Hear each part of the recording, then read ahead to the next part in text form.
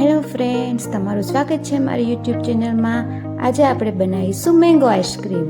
Mango ice cream બનાવવા માટે સૌથી પહેલાં આપણે એક કેરી લઈશું. એ કેરીને મેં સરસ રીતે ધોઈ નાખી છે. હવે આપણે તેને ઉપરથી થોડી કાપીશું.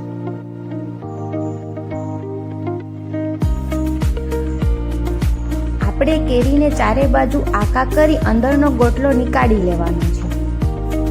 તમે જોઈ શકો છો કે મેં અંદરની ગોટલી કેવી રીતે નીકાળી લીધી છે. હવે આપણી કેરી તૈયાર છે.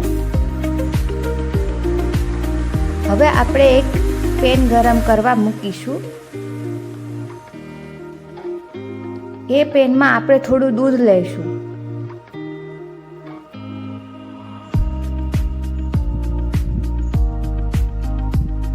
હવે તમારે થોડા કાજુ બદામ લેવાના છે અને સરસ રીતે પાતળી પાતળી સ્લાઇસમાં કાપી લેવાના છે.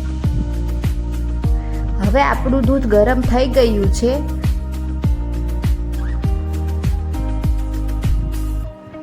આપણે તેમાં થોડી ખાંડ ઉમેરીશું અને જે કાજુ બદામ કાપ્યા હતા તે આપણે તેમાં ઉમેરી દઈશું.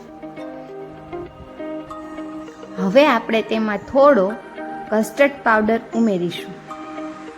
આને મેં દૂધમાં ઓગાળીને ઉમેર્યો છે. હવે આપણે તેને સારી રીતે ચલાવીશું જેથી આપણું દૂધ થીક બની જાય. તમે જોઈ શકો છો કે આપણું દૂધ તૈયાર થઈ ગયું છે. હવે આપણે આને થોડીક વાર ઠરવા રાખી દઈશું. હવે આપણું દૂધ તૈયાર થઈ ગયું છે કેરીની અંદર ભરવા માટે. તો આપણે એક બાઉલ લેશું, તેમાં કેરી રાખી અને દૂધ એમાં રેડી દઈશું. તો આપણે કેરીની અંદર દૂધ ભરી લીધું છે.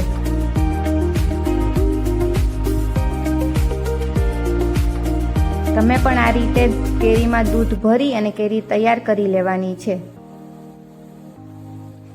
તમે જોઈ શકો છો કે આપણી કેરી તૈયાર થઈ ગઈ છે.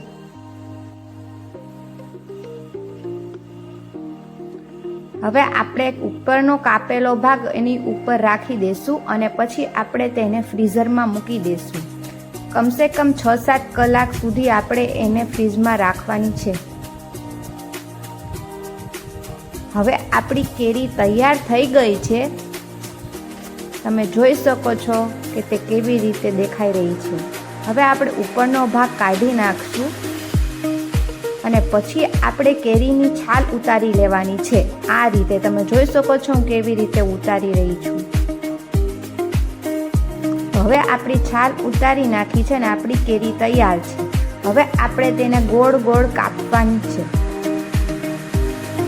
તમે જોઈ શકો છો કે મેં કેરીને ગોળ ગોળ કાપી લીધી છે અને તે કેવી સરસ દેખાઈ રહી છે. તમારે પણ આ જ રીતે તેને કાપવાની છે.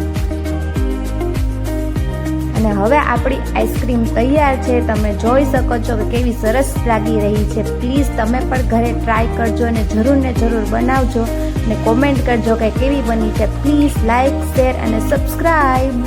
Thank you.